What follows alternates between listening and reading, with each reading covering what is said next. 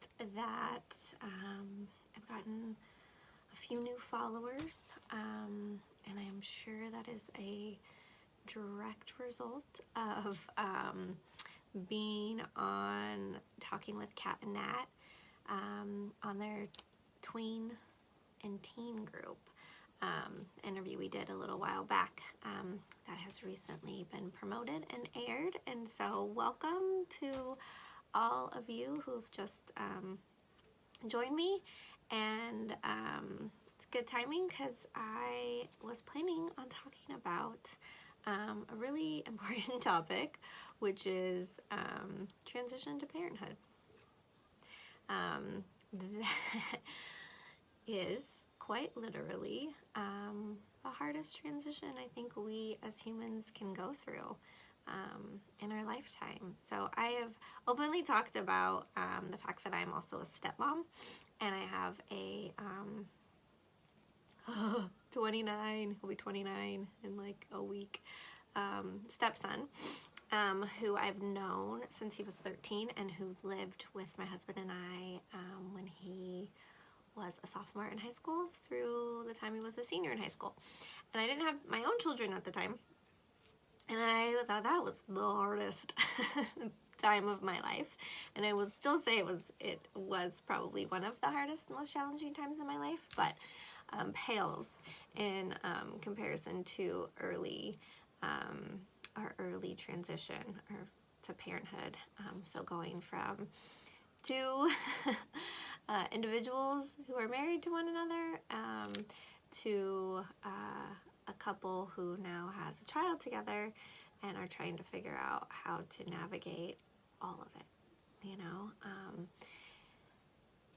What I have found over the years and with myself when I was pregnant was the things that I was focused on, and the things that I find a lot of couples who are in the pregnancy stage, the focus is on the things, you know, the stroller, the bottle, the breastfeeding things that you need if you're going to be nursing, the pump.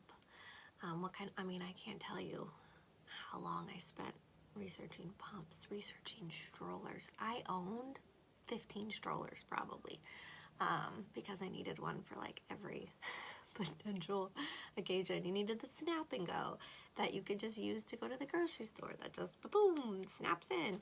I needed the bob. Like, I didn't need the bob, but everyone around me was getting the bob, which was this ridiculously overpriced yet amazingly awesome stroller. That was huge and like hard to pick up and put into your car. And then you needed the little stroller anyway, so strollers, did a lot of research on strollers. You name it, right? Like, you go into a Babies R Us and it's just like stimulation overload of all the things that you could possibly need. And as a new parent, you think you need them all. I had a conversation with my girlfriend who had her son when we were a bit younger, early 20s.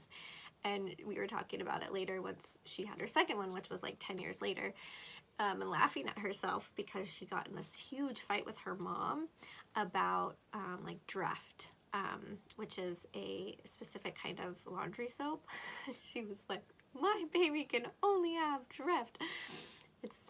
Anyway, so we were laughing at ourselves of like how overwhelmed you are and how much energy is spent on, if I just get the right toy or the right sleeper or then everything will be fine.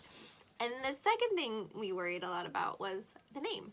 Like, what are we gonna name this little human? Like, that's a huge responsibility. Like, what, he's gonna go through this world with this name for the rest of his life, and how's it gonna sound, not just when he's a kid but when he's an adult, right? A lot of thought, a lot of potential fighting can go into that.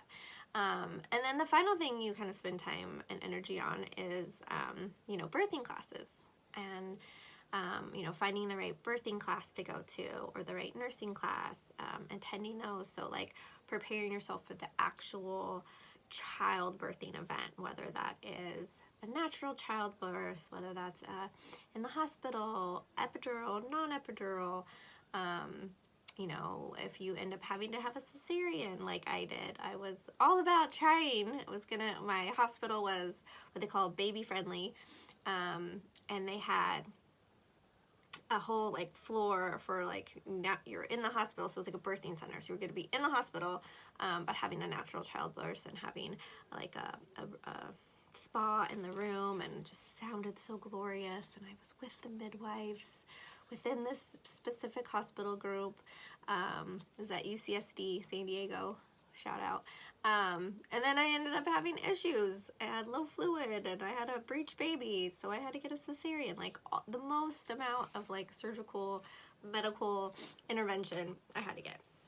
So I did all this prepping and planning and like out the window, right? So those are the things that most people that are having children worry about. What they don't put any energy or effort into is, what is my marriage gonna look like?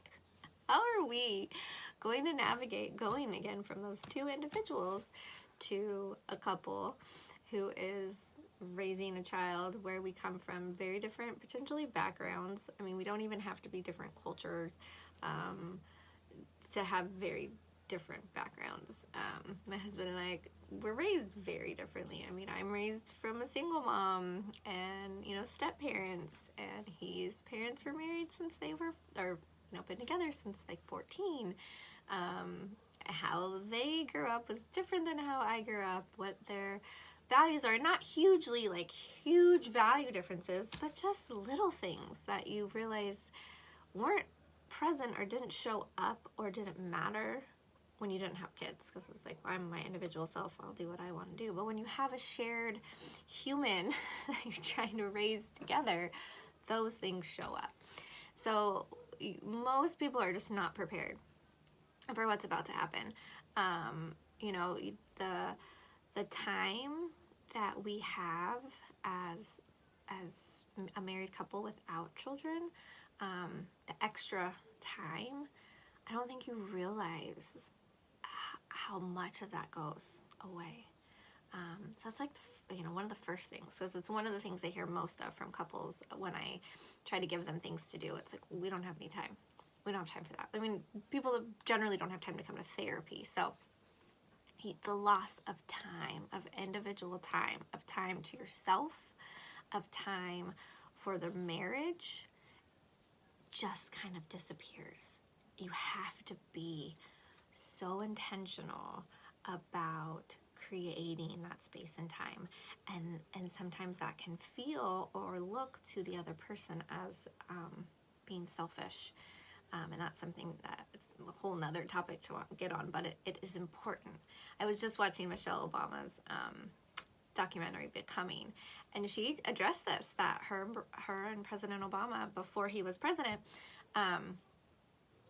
had therapy, and one of the topics was because they had the young kids, and she was like, I'm here taking care of these kids, and then he's off at the gym, and like, what the hell? Then she was like, but he was making the time and I wasn't.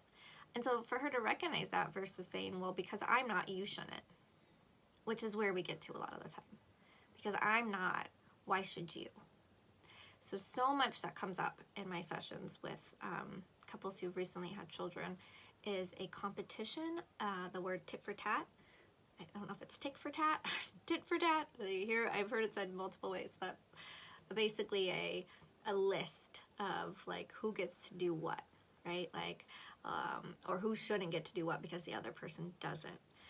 Whose life is harder, who's got more stresses, who does more. So that's huge. That comes up so very often. So to back it up a little bit, I'll start with this. I do Gottman therapy, and the Gottmans, once they had children, realized that this transition was hard as well, and they're both relationship experts. This is their field of research, of study, of what they do, and they realized once they had their little one how challenging and how much more challenging their marriage became. So when they started to look at the data and do more research around it, what they found was that couples experience, 67% of couples experience a significant, that's an important word, significant drop in relationship satisfaction after the birth of their first child. 67%. And those are couples who were doing well before they had children. Those are the couples that, if you've watched my videos in the past, I've talked about masters of relationships and disasters of relationships. Those were the masters. Those were the couples that fell into the masters category, or that would fall into the masters category. 60%, 67% of those couples are experiencing this. So imagine the couples that were struggling before having children. Good news, right? There's still like 33%, if I'm doing my math correctly, that fare fairly well. My belief is that they probably have some sort of intervention or some sort of knowledge that this is going to be hard, and maybe some sort of therapy. So 67% of couples experience this drop. And why do they experience it? So I've talked about time is one. Having a newborn is like having a bomb dropped on your home. And then you don't have the time, the energy, the patience to clean up after that bomb, or to figure out what's going on. So I do pre-baby therapy, and I do pre-baby therapy because post-baby, I don't know when you're gonna have time to come see me. You know? So if you come in before, at least you have some recognition that this is what you're about to enter is going to be hard. And that it's not just you that's going through it. Because I think that's a falsity that happens a lot, is that people just feel like, oh, we're just not compatible because we're struggling here. I have news for you. 67% of you are struggling, if not more. So it's not just you. So having just that, or knowing like, oh, Beth said this might happen. This is that thing. Or we need to do this. If we start doing this now, we can maybe avoid that, right? So this being, we need to increase our rituals and our emotional intimacy right away. So during pregnancy, for sure, and then immediately after. Why? Physical intimacy is going to be not happening very much. You know, either one or both of you are maybe not going to end up into having sex when you're pregnant. I remember being pretty horny when I was pregnant. My husband was not. So wasn't really happening. So there's that. Just gonna go ahead and TMI it for you guys. And I've heard that from a lot of couples. Like sometimes a lot of women will be, and a lot of men might be like, not necessarily that I'm not attracted. I'm afraid I'm gonna hurt something. Am I gonna hurt the baby? This is kind of awkward or uncomfortable. There's many reasons. Some people are still having all kinds of sex during pregnancy, and that is amazing. But it definitely can, it's lowered. So connecting. And I also hear a lot of women will say that they feel like they're doing this on their own. I mean, like, truth of the matter is, like, as a woman who's carrying the baby, the partner who's carrying the baby in the relationship, it's with you all the time. You feel it all the time. Not even necessarily in the kicking, but in the discomfort, in the pain, in the tenderness of the boobs, of your growing body, of clothes not fitting, of feeling like it's pressed onto parts of your body where it makes it hard to breathe when you're talking. It's with you all the time, and as the partner, you're not having that same level of experience, and so you're still kind of going about your life as though like, oh, nothing's changing for me. Right away, things are changing for the partner who's carrying the baby. So starting to talk about it early on, like, how are you feeling? Like, engaging, initiating. I've talked about initiating conversations. Initiating the conversations about, you know, what are the role divisions going to look like, or how excited are we, or what do you think it's going to be like when the baby gets here? You know, just starting to have those conversations, to have that more of an emotional connection, so that you just get that started and that becomes a habit. So post-baby, that stays the habit. You know, one of the things that the Gottmans talk a lot about is how important that emotional connection is right away. Because again, physical isn't going to be there. There is an arbitrary 6-week from the doctor, which may or may not actually feel good or feel like comfortable for one or both members of the partner. I mean, there's like a huge bodily toll. Like, that has to heal. Not to mention, like, having a newborn is like literally just having a growth attached to you, and never not on you. And so, sometimes having sex is like the last thing on your mind, and probably past 6 weeks. So, I mean, and that's a way that couples connect. So if you're not connecting that way, having an emotional connection needs to be put into place right away. That it's amazing how far that will take you, and what kind of having that like ritual put into place will do. Because if you start having conversations as you're still in the pregnancy phase about what is this role division going to look like, what's like getting up in the middle of the night going to look like, you can't just run to the grocery store anymore. You can't just run out for brunch on Sunday. And by that I mean you can't just run out the door. Like, there is a level of packing and planning, and sometimes it's not comfortable for someone to nurse in public for various reasons, for personal reasons, for what you're afraid what people might think. And so hold on, I gotta make sure I feed the baby now because I don't want to do it then. Well, how much stuff do I need to put in this diaper bag? So it could be a 45-minute, by the time you go, it's like, well, it's nap time. So those things that we take for granted, which are just kind of being able to just freely go, are gone. That kind of stuff doesn't happen anymore. So, talking through that, like, what's that going to feel like? How are we going to make it through that? What are our hopes for what the roles are going to look like? What are our hopes for when one of you comes home from work, if one of you staying at home at least for the first 6 to 8 weeks? Those conversations are important, and those conversations are the kind of conversations I talk about in my sessions. And sometimes I feel like a Debbie Downer when, the couple's coming to me pregnant and super pumped on having this baby, that I have to be like, whoa, it's a doozy. And to remind people that, like, you're not going to have patience as much. Your patience is going to be down. Sleep deprivation is for real. Sleep deprivation by itself can cause depression. We also have the potential for postpartum depression. So, but we're doing so much more. So we have so much less, but we're doing so much more. And then on top of that's just taking care of a baby. And then we have our marriage. So sometimes it's also just to recognize this is going to be different for a while. And we have to be diligent and intentional about focusing on the marriage. It's not going to get that same level of attention that it did before, at least not right away, because you got to figure out how now you incorporate a baby and how you're going to make that work.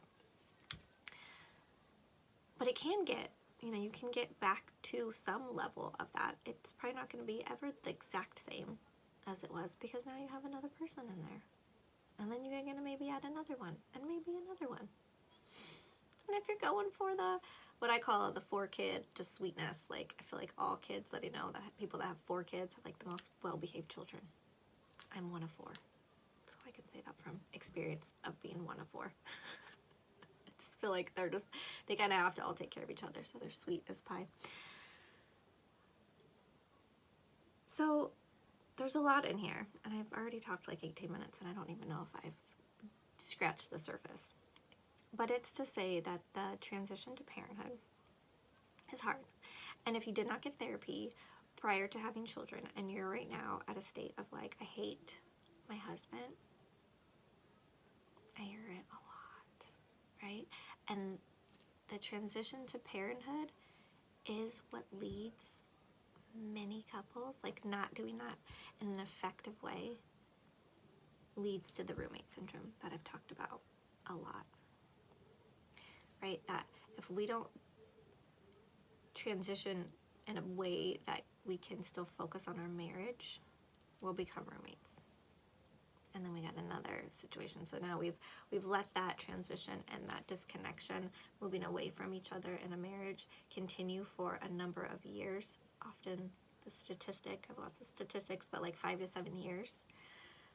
now we are finally ready to go see a therapist, and we still don't have the time, and we probably have less money because we have lots of kids, right? We've become roommates. So now what I've heard is we feel like roommates. And then if I say, when do you feel like this started? It almost always is right after Sammy was born. Fill in the blank on the name, but you know what I mean. That's when it started. That's when I've started feeling resentful towards my partner. That is when I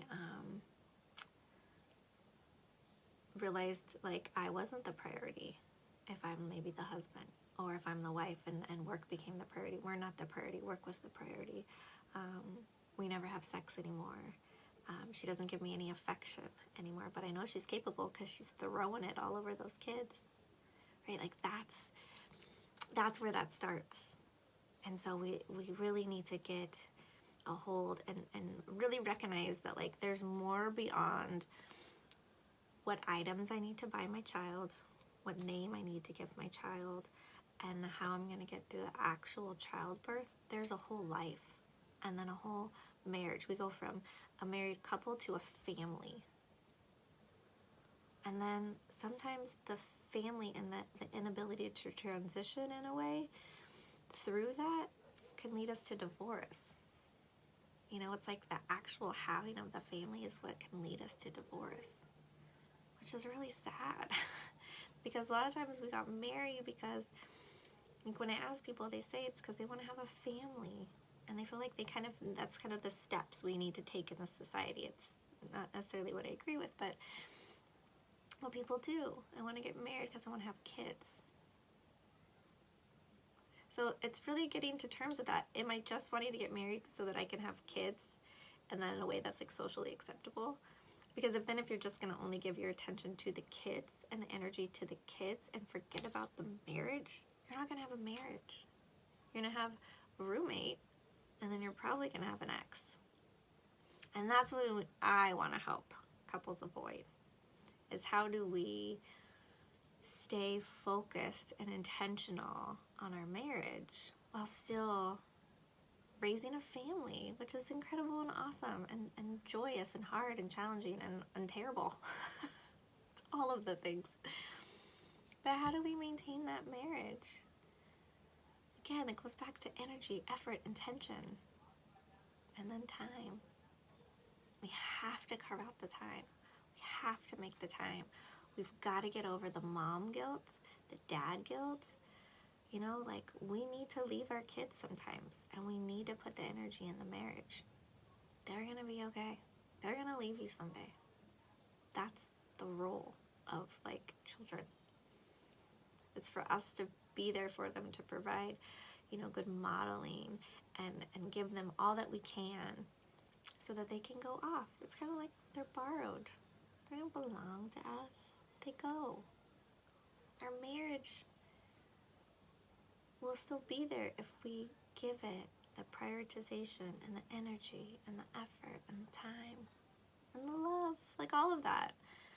And that's what we want, and that's what we forget. When I see couples, there is resentment, and there is competition, and there is battling and wanting to win every fight, and I've read more of those baby books, so I get to say, I mean, that is all there. And we can work on that, but like, you gotta work on it right away. You know, so again, if you're past the pregnancy phase and you've got some kids and you can hear me and you're hearing the roommate syndrome or the resentment or like, hit me up. I can help. I can find somebody that can help you that's qualified in the way that I know that I'm qualified, in both working with couples and really helping couples transition. I always have cool offerings. You can sign up for my Wiley Weekly Challenge, which is a way to help couples stay connected, and that's just checking my website out. It's BethWileyTherapy.com, or you can click on my link tree and get connected to me that way, and just start there, right? And I'm here, and I can keep helping you and hopefully guiding you into, go get therapy. Go talk to somebody. It's only gonna help. I promise. Okay. Happy Monday. It's July. It's crazy. We haven't had the greatest summer here in Seattle, I'm gonna say. There's been like pockets of days. Today's supposed to be nice, so I'm gonna go walk the lake. I live right around a lake. I'm gonna go walk the lake with my kids, and I'm gonna have a great day, and I hope you all do the same. Okay, take care.